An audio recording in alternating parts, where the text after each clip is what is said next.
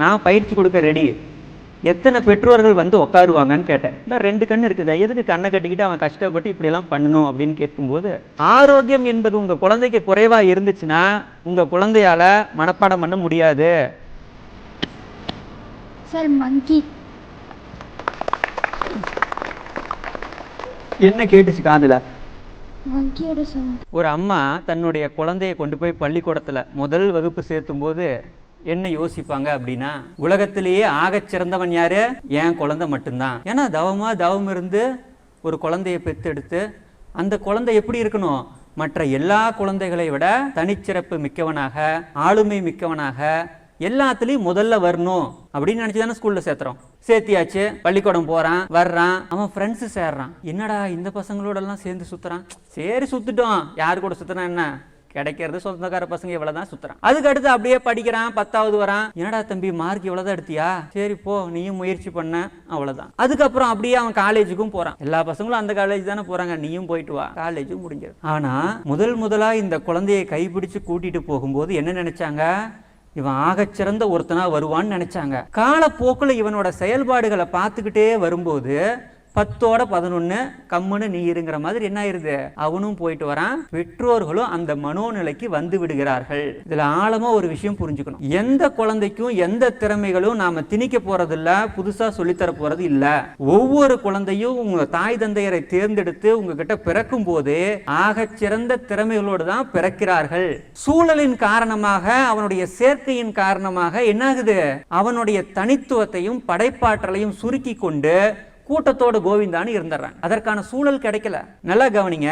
அண்ணா அவர் சொன்னாரு, பள்ளிக்கூடத்துல வந்து பாடம் நடத்து, இது பண்ணுன்னு சொன்னாரு. கிட்டத்தட்ட 10 ஆண்டுகளுக்கு முன்ன அண்ணா அவருடைய குழந்தைகளுக்கு நான் பயிற்சி கொடுக்கும் போதே சொன்னாரு. நான் ஒரே ஒரு விஷயம் தான் சொன்னேன், நான் பயிற்சி கொடுக்க ரெடி, எத்தனை பெற்றோர்கள் வந்து உட்காருவாங்கன்னு கேட்டேன். எத்தனை பேர் நான் சொல்ற ரூல்ஸ் அண்ட் ரெகுலேஷனை ஃபாலோ பண்ணுவாங்க? ஏன்னா பெற்றோர்களை பொறுத்த வரைக்கும் இன்னைக்கு அவங்களுக்கு 1000 வேலைகள் இருக்கு. ஒரு குழந்தைய பள்ளிக்கூடத்தில் கொண்டு போய் சேர்த்திட்டோம்னா கடைசியா அவன் 12வது முடிக்கிறப்போ ஒரு முறை போனாவே, என்னடா சும்மா ஸ்கூலுக்கு கூப்பிடுற, ஏன்டா இப்படி பண்ற? 500 மாணவர்களுக்கு லெட்டர் கொடுத்தாரு. எத்தனை பெற்றோர்கள் வந்திருக்காங்க?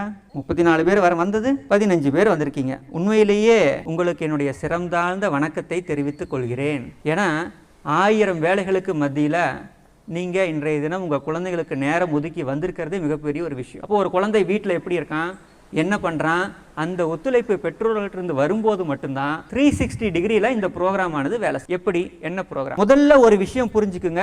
நான் ஏற்கனவே சொன்ன மாதிரி ஒவ்வொரு குழந்தைகளும் தனித்துவமான திறன்கள் இருக்கு, பல விஷயங்கள் பண்ணுவாங்க. ஆமா உண்மைதான், என் குழந்தைக்கு எல்லாமே இருக்கு, ஆனால் ஏன் ஒன்றும் நடக்கிறது இல்லையா? முதல் விஷயம் என்னன்னீங்கன்னா உடல் நலம், பிசிக்கல் ஃபிட்னஸ். ஆரோக்கியம் என்பது உங்க குழந்தைக்கு குறைவா இருந்துச்சுன்னா உங்க குழந்தையால மனப்பாடம் பண்ண முடியாது, படிச்சா மறந்துடும், காலையில் கிளாஸுக்கு போனோன்னு படுத்து தூங்கிடுவான், சோம்பேறித்தனம் வந்துடும்.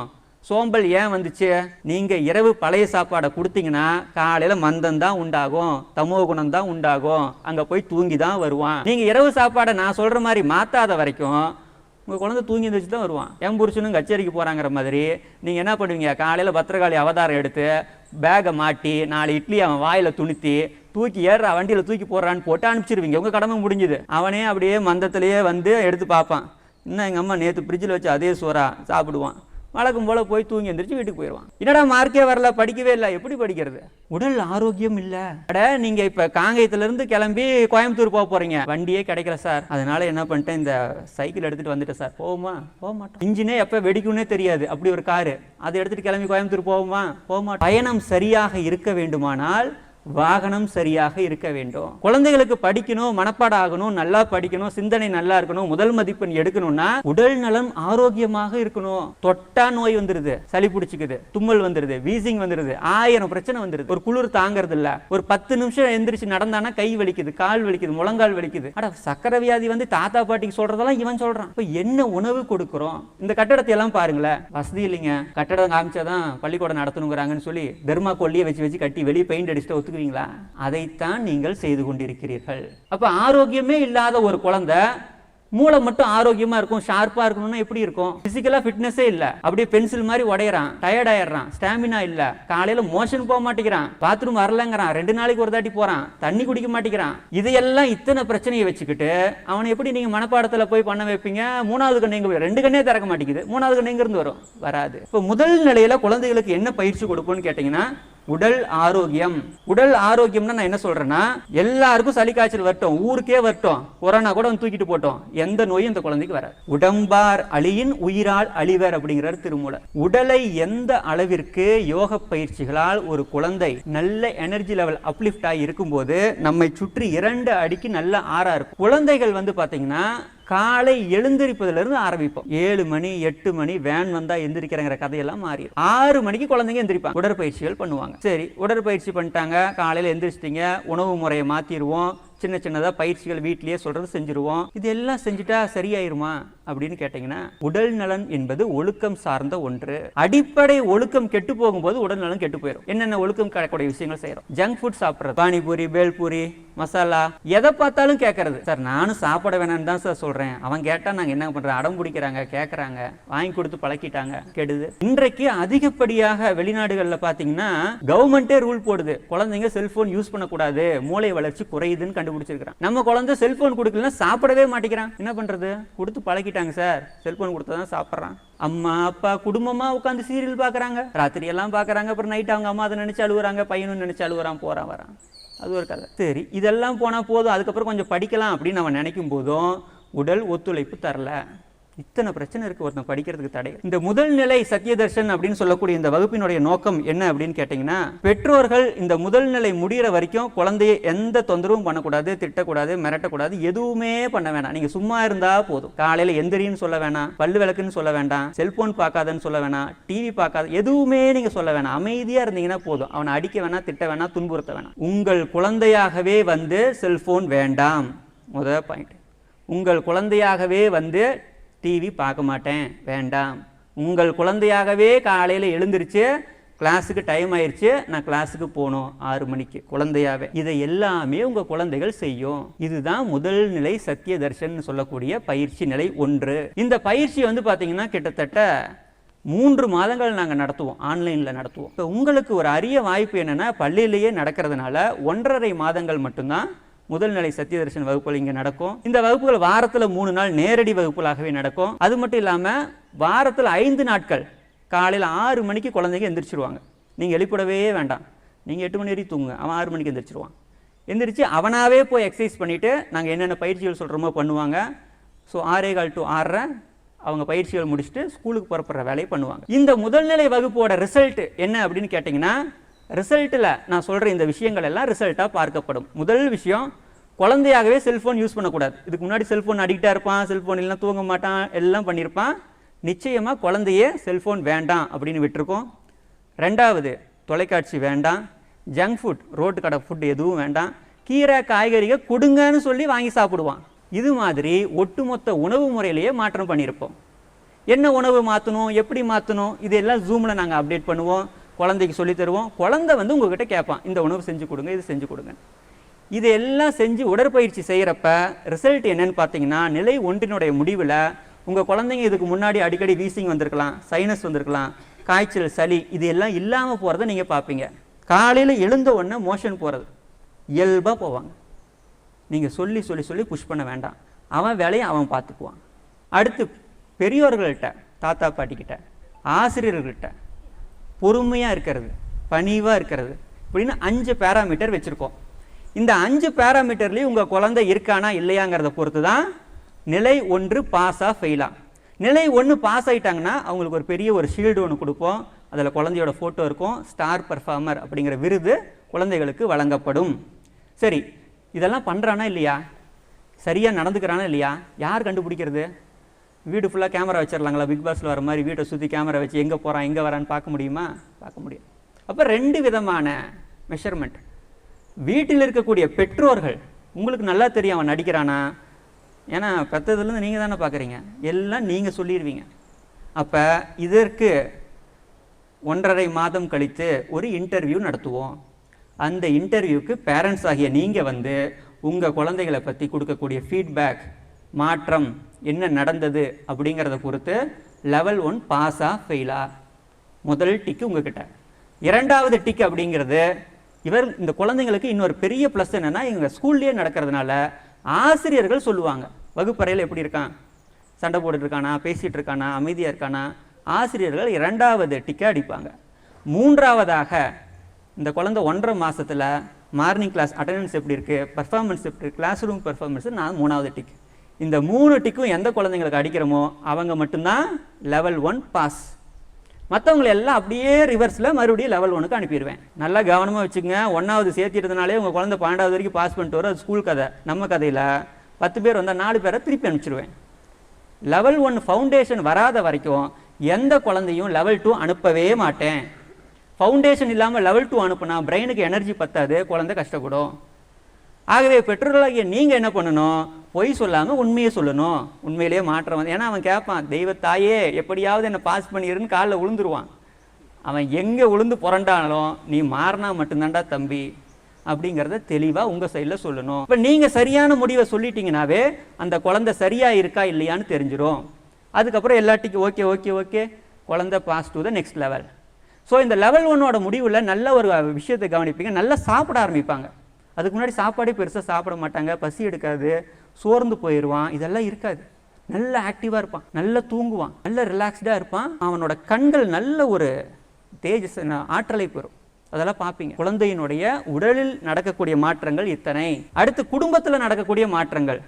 6 மணிக்கு எந்திரிச்சிருவான், நல்ல ஆக்டிவாக இருப்பான், அக்கா தங்கச்சி அடிச்சுக்குவானுங்க, சண்டை போட்டுக்குவாங்க, அதெல்லாம் எதுவுமே இருக்காது. அதான் வேணுங்களா, அதான் இருக்காது. ஸோ நிச்சயமாக அந்த விஷயங்கள் எல்லாமே இந்த குழந்தைகிட்ட தானாக வரும். Note this point your honour. எந்த காரணம் கொண்டும் நீங்கள் குச்சி எடுத்துகிட்டு வாத்தியாருங்க மிரட்டி வீட்டுக்கு போய் அந்த வேலை கிடையாது, பேரண்ட்ஸ் ஆன நீங்களும் மிரட்டக்கூடாதுன்னு சொல்லிட்டேன், இதெல்லாம் என்னோட ரெஸ்பான்சிபிலிட்டி. அதை தானாக வர வைக்க வேண்டியது என்னோட பொறுப்பு. தானாக வந்துருச்சா இல்லையான்னு சொல்ல வேண்டியது தான் உங்களோட பொறுப்பு. இதையெல்லாம் நம்ம முடிவு பண்ணதுக்கப்புறம் குழந்தைகளுக்கான விருது வழங்கும் விழா நடக்கும். Level 1 pass. 1.5 மாத முடிவு, 1.5 மாதம்னு சொல்லியிருக்கேன். இதில் வழிக்கு வரலைன்னா மீண்டும் லெவல் 1க்கு அனுப்புவேன் அப்படிங்கிறதையும் சொல்லிடுறேன். 1.5 மாதம் முடிஞ்சிருச்சு, லெவல் 1 பயிற்சிகள் முடிஞ்சிருச்சு. அடுத்து என்ன பண்ண போறாங்க? உண்மையிலேயே இந்த பயிற்சியினுடைய நோக்கம் என்னன்னு கேட்டிங்கன்னா, குழந்தைகள் மதிப்பெண் எடுக்கணும். ஏன்னா இன்னைக்கு சிஸ்டமே மனப்பாடம் பண்ணக்கூடிய சிஸ்டம் தான். மனப்பாடம் பண்ணி எழுதணும், மார்க் எடுக்கணும். மனப்பாடம் பண்ணுறதுக்கு இன்னைக்கு கம்ப்யூட்டர் நம்மளோட நல்லா மனப்பாடம் பண்ணுதே. இன்னும் என்ன போய் மனப்பாடம் பண்ணுற? கம்ப்யூட்டர் எல்லாத்தையும் ஸ்டோர் பண்ணி வச்சிருது. அது நோக்கம் கிடையாது. உண்மையான நோக்கம் என்னன்னு கேட்டிங்கன்னா, ஒவ்வொருத்தருக்குள்ளும் ஒரு படைப்பாற்றல் இருக்கு, தனித்திறமை இருக்கு. அதை அடையாளம் கண்டுபிடித்து அந்த குழந்தைக்கு ஒரு சூழலை தரும்போது உங்க குழந்தை மற்ற எல்லா குழந்தைகளை காட்டிலும் தனித்துவமான ஒன்றை வெளிப்படுத்துவார்கள். அதுக்கு தான் பள்ளிக்கூடம், கல்வியின் நோக்கமே அதுதான். தனித்திறமைகளை அடையாளப்படுத்தி அதை ஊக்கப்படுத்தணும். அதைத்தான் 2ஆம் நிலையில பண்ணுவோம். அப்ப என்ன ஆகும்னு கேட்டீங்கன்னா, இது வரைக்கும் ஒட்டுமொத்த உடலும் நல்ல எனர்ஜைஸ் ஆயிருக்கும். சாதாரணமா 200 சிட்டப் போடுவான் 1.5 மாசம் முடி. கொஞ்சம் கொஞ்சமா ஸ்டாமினா பில்ட் பண்ணிருப்போம். சூரிய நமஸ்கார் சாதாரணமா 21 ரவுண்டு பண்ணுவாங்க கஷ்டப்படாம. இதெல்லாம் நடந்துரும். இது நடந்து முடிந்தோன்னே ஒட்டுமொத்த உடல் சக்கரங்களினுடைய எனர்ஜியை பிரெயினுக்கு கொண்டு போகும். தேர்ந்தெடுக்கப்பட்ட குழந்தைகளுக்கு மட்டும் கொண்டு போகும்போது பாத்தீங்கன்னா, இப்போ கொஞ்ச நேரத்தில் குழந்தைங்களை உங்களுக்கு பண்ணி காட்டுவாங்க. கண்ணை கட்டிக்கிட்டு வித்த பண்ணுறது நிறைய பண்ணுவாங்க. இதையெல்லாம் சர்வசாதாரணமாக பண்ணுவாங்க. அந்த அளவிற்கு இந்த இன்ட்யூஷன் சொல்லக்கூடிய அகக்கண்ணாகிய ஞானக்கண் வளர்ச்சி பெற்று இருக்கும். சரி, இதனுடைய பயன் என்ன? 2 கண் இருக்குது, எதுக்கு கண்ணை கட்டிக்கிட்டு அவன் கஷ்டப்பட்டு இப்படியெல்லாம் பண்ணணும் அப்படின்னு கேட்கும்போது, எப்பவுமே குழந்தைகளுக்கு பெரிய விஷயம் என்னன்னா 2 விஷயம் தடை. ஒன்று, படிப்பில் ஆர்வமே இல்லை, ஆனால் உட்காந்தா படிச்சிருவாங்க. உட்காந்தானா 2 நிமிஷத்தில் மனப்பாடம் பண்ணிடுறான், ஆனால் உட்கார மாட்டான். அப்போ அவர்களை உட்கார வைக்கணும்னா தேவையில்லாத சூழல்ல இருந்து அவனை கொண்டு வரணும், ஒருமுகப்படுத்தணும், கவனத்தை குவிக்கணும். அதை முதல் நிலையில நாங்க பண்ணுவோம். அப்ப இயல்பா குழந்தையே கவனத்தோட உட்காந்துருவான். உட்கார்ந்த பிறகு மனப்பாடம்ங்கிறது போட்டோகிராபிக் மெமரி பவர். ஒரு விஷயத்தை பார்த்த மாத்திரத்திலேயே அந்த விஷயங்கள் எல்லாம் இந்த மனக்கண்ணில் போட்டோகிராபிக்கா போய் மனப்பாடம் ஆகும். எப்படி கேமரா ரெக்கார்ட் பண்ணுது பாத்தீங்களா? அந்த மாதிரி குழந்தையினுடைய மூளையால ஞாபகத்தில் கொண்டு வர முடியும். அடிக்கடி கூச்ச சுபாவம், தேவையில்லாம ஒரு மாதிரி டல்லாவே இருக்கிறது, ஹைப்பர் ஆக்டிவாக இருக்கிறது, ரொம்ப லோ எனர்ஜியில் இருக்கிறது, இதையெல்லாம் பேலன்ஸ் பண்ணுவோம். நம்முடைய நோக்கமே பேலன்ஸ் தான். அப்போ ரொம்ப துருத்துருன்னு இருக்கான், சேட்டை பண்ணுறான் சார், ஒரு இடத்துல உட்கார மாட்டேங்கிறான்னு என்ன அர்த்தம்? எனர்ஜி அதிகமாக இருக்குது, பயங்கரமாக கோவப்படுறான், பொருளை தூக்கி போட்டு உடைக்கிறான், ரோட்டில் உருள்றான்னு என்ன அர்த்தம்? அதிகமாக எனர்ஜி இருக்குது. அந்த எனர்ஜியை சேனலைஸ் பண்ணுறது மூலமாக அதை மனப்பாட பண்ணக்கூடிய சக்தியாக மாற்ற முடியும், உடல் ஆரோக்கியத்திற்கான ஆற்றலாக மாற்ற முடியும். அதைத்தான் பண்ணுவோம். அப்போ இந்த 2ஆம் நிலையில் பார்த்தீங்கன்னா, இப்போ குழந்தைங்க உங்களுக்கு முன்னாடி பண்ணி காட்ட போகிறாங்க. கண்ணை கட்டிக்கிட்டு கலர் சொல்லுவாங்க, கண்ணை கட்டிக்கிட்டு நீங்கள் எதாவது எழுதி கொண்டாந்து கொடுத்தீங்கன்னா படிப்பாங்க. இப்படி பல விஷயங்கள் பண்ணுவாங்க. இந்த எனர்ஜி ஆற்றல் எல்லாமே எதற்குன்னா, அவங்களுடைய எஜுகேஷனுக்கு, அவனுடைய தனித்தன்மையை கண்டறிந்து அதில் அவன் தன்னை மேம்படுத்திக் கொள்வதற்கு தான் இத்தனையும் 2ஆம் நிலை பயிற்சியில் கொடுப்போம். இது வரைக்கும் ஒரு ஆயிரக்கணக்கான மாணவர்களை பயிற்சி சொல்லி கொடுத்துருக்கோம். அந்த மாணவர்கள்லாம் பார்த்தீங்கன்னா நிறைய பேர் கின்னஸ் ரெக்கார்ட் பண்ணியிருக்காங்க. கின்னஸ் ரெக்கார்ட்னா என்னென்னா, ஏற்கனவே உங்கள் குழந்தைக்கு செஸ் நல்லா விளையாட தெரிஞ்சுதுன்னா கண்ணை கட்டிக்கிட்டு செஸ் விளையாடுவாங்க. Carrom board, tennis, volleyball, skating விடுறது, சைக்கிள் ஓட்டுறது, இப்படி எந்த விஷயங்களை நம்ம சர்வசாதாரணமாக அன்றாட வாழ்க்கையில் கண்களை திறந்து கொண்டு செய்கிறோமோ அதை எல்லாமே கண்களை மூடிக்கொண்டு செய்வார்கள். அடுத்து ஒரு சந்தேகம் வரும், என்ன சார் சொல்கிறீங்க, நிறைய யூடியூப்ல பார்த்துருக்கோம், கண்ணில் இங்கே சந்தில் பார்க்குறேங்கிறான், அங்கே பார்க்குறேங்கிறான், இங்கே பார்க்குறேங்கிறான், இதெல்லாம் நம்புற மாதிரி இருக்கா, இதெல்லாம் எப்படி சாத்தியங்கிறது குழந்தைகள் இப்போ உங்களுக்கு டெமோ பண்ணி காட்டுவாங்க.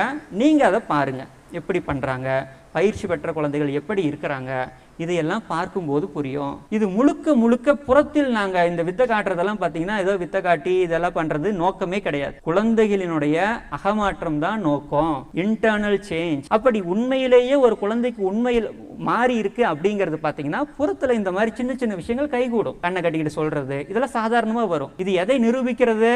அவனுக்குள் உள்ளார்ந்து மாறி இருக்கிறது, அகம் மாறி இருக்கிறது என்பதை நாம் நிரூபிப்பதற்காக ஒரு சின்ன சோதனையை தானே தவிர அன்னகடிக்கிட்டு வித்த காட்டுறது நோக்கம் கிடையாது.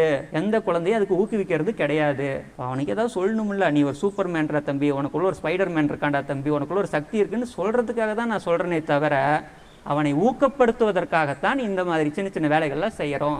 அதுக்கு மேல உங்க வீட்டில் வாட்டர் லெவலு போர் போடணும்னா உங்க பையனையே கூட்டிட்டு போய் விட்டீங்கன்னா, தேங்காய் ஒன்று கொடுத்தீங்கன்னா எங்க தண்ணி நிற்குதோ அவன் கை நிற்கும். இது மாதிரி நிறைய ஆயிரக்கணக்கான சின்ன சின்ன செப்படி வித்தைகள், சாமியார் காட்டுற வித்தையெல்லாம் நீங்க காட்டலாம்.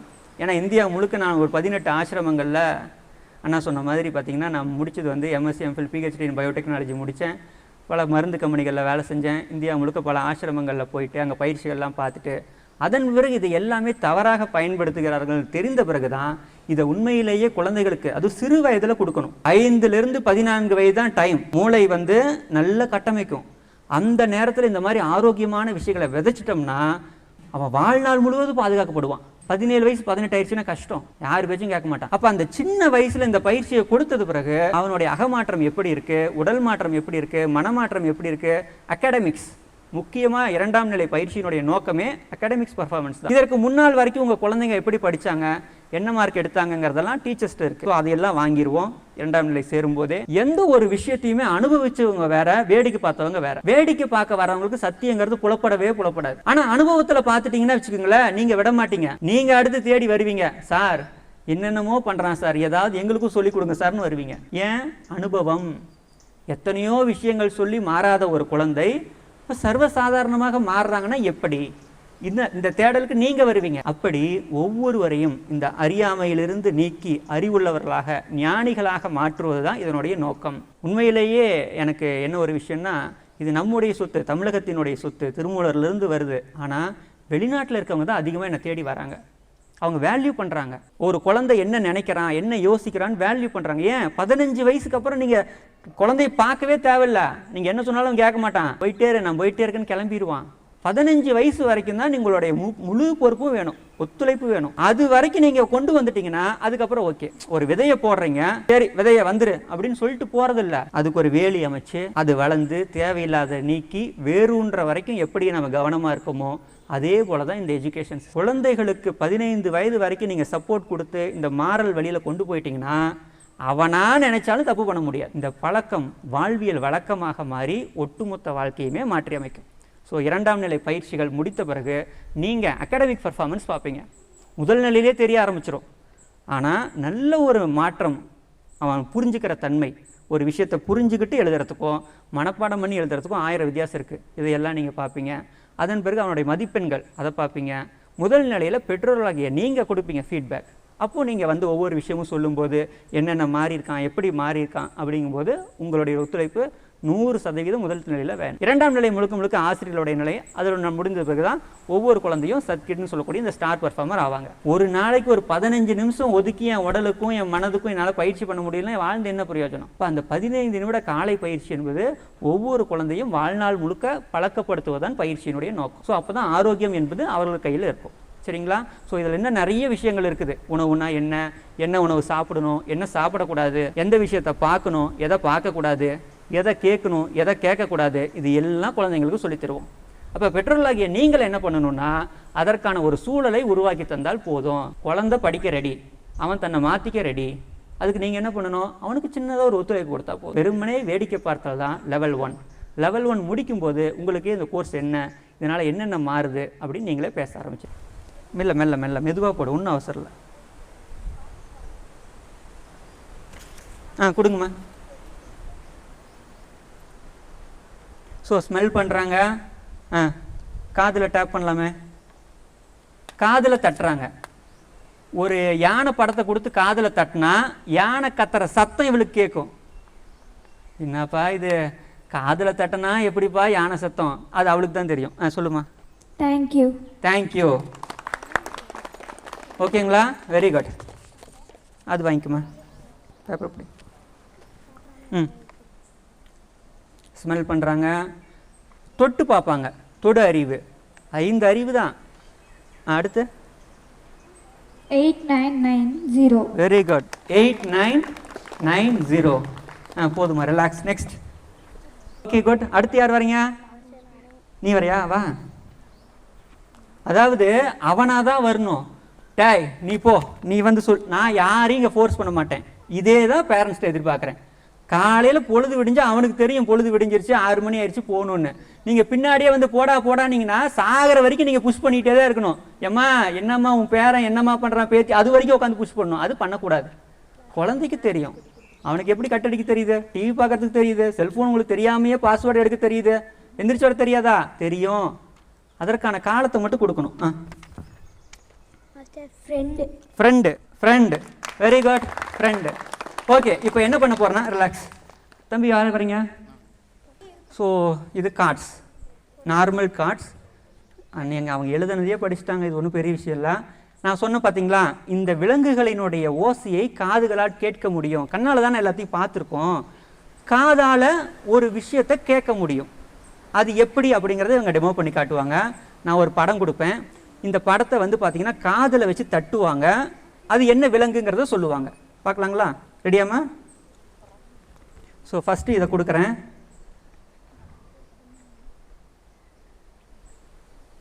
ஓகே, வாங்கிக்கலாமா? காதில் டேப் பண்ணுங்க.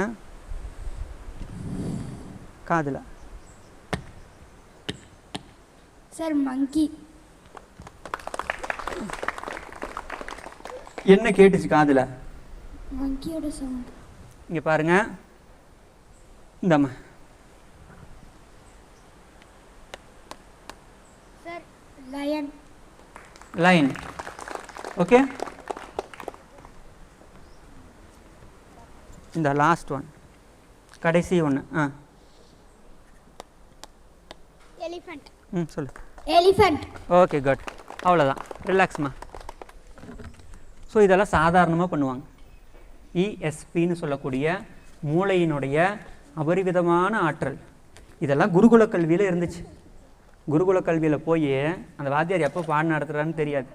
அவர் துணியை துவைச்சி போட்டு அவர்கிட்டயே உட்காந்து அவர் வீட்டு வேலையெல்லாம் செஞ்சு அந்த பணிவின் அடிப்படையில் குழந்தைகளுக்கு இயல்பாக வந்துச்சு. மெக்காலேன்னு ஒருத்தன் வந்தான், நாட்டையே அடிமைப்படுத்தினான், கல்வி முறையை மாற்றினான். ஒரு கட்டத்துக்கு மேலே என்ன ஆகி போச்சு? எல்லாம் அடிமை கல்வியாக போச்சு. எந்த விதமான படைப்பாற்றலும் இல்லாமல் போச்சு. புதிய புதிய சிந்தனைகள் இல்லாமல் போச்சு. அதனால் எல்லாமே போய் இன்றைக்கி என்ன ஆயிடுச்சு? குழந்தைகள் பள்ளிக்கூடங்கிறது எப்படி ஆயிடுச்சு? கார்ப்பரேட்டுக்கு ஒரு அடிமை, ஒரு ரோபோ செய்கிற மாதிரி ஆயிடுச்சு. 10,000 5,000 சம்பளத்துக்கு என்ன பண்ணுறோம்? கார்ப்பரேட்டுக்கு போய் மூளையை அடமான வச்சுட்டு அவன் சொன்னதை படிச்சுட்டு வாந்தி எடுக்கக்கூடிய ஒரு சிஸ்டம். இதற்கு முழுக்க முழுக்க மாறுபாடான அவர்களுடைய தனித்திறமையை கண்டுபிடித்து படைப்பாற்றலை உண்டாக்கக்கூடிய கல்வி முறை தான் இது. ஸோ இது படிப்படியாக நடக்கும். இந்த மாற்றங்கள்லாம் பார்த்தீங்கன்னா உங்கள் குழந்தைங்கள்ட்ட நடக்கிறப்போ 1.5 மாதத்துக்கு மேலே ஆகிடும். அதுக்கப்புறம் நீங்களும் 2-3 முறை வர வேண்டியது இருக்கும். இதுக்கெல்லாம் சம்மதம்னா மட்டும் குழந்தைய சேர்த்துங்க. இல்லைங்க அதெல்லாம் கவனிக்க முடியாதுங்க, கூப்பிட்டா வர முடியாதுங்கண்ணா, தயவு செய்து குழந்தைகளை சேர்த்தாதீங்க. ஏன்னா இந்த குழந்தை வீட்டில் எப்படி இருக்கான், என்னென்ன மாற்றம் வந்திருக்கு, இதோட ஒவ்வொரு டேட்டாவும் எனக்கு வேணும். அவருடைய தனி முயற்சியினால் மாத்திரமே இது சாத்தியமாக இருக்குது. ஆகையினால் பெற்றோர்களை உங்களுக்கு ஒரே ஒரு விஷயம் சொல்கிறேன். சாப்பாடு ஆக்கியாச்சு, எல்லாம் செஞ்சிட்டாரு, விருந்தும் வச்சுட்டாரு, சாப்பிட்றது மட்டும்தான் வேலை. இதுக்கு மேலே என்ன பண்ண முடியும்?